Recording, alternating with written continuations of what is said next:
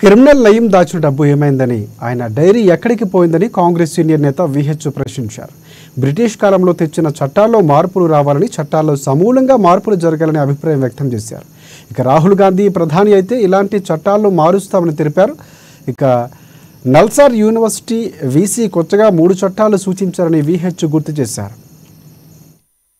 Scooter మీద తీసుకుపోవడం, rape చేయడం, చంపేయడం, బాయిలేయడం, దానికి ముఖ్యంగా మహేష్ భాగవత్ కమిషనర్ గా రాజకుండా చాలా గట్టిగా ప్రయత్నం చేసి 6th February 2020లో పనిష్మెంట్ ఇచ్చిండు.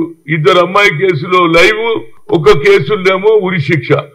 ఇప్పుడు ఎన్నేళ్ళైందో చెప్పండి మీరు. నేను 7 సార్లు పోయిన ఊరికి, 7 సార్లు వాళ్ళని పరామర్శించిన. ఊరు యాదవులు, ఊరు కుర్మోళ్ళు, పేదలు గొర్రెలు రాసుకునేటోళ్ళు, అది పెంట తీసేటోళ్ళు.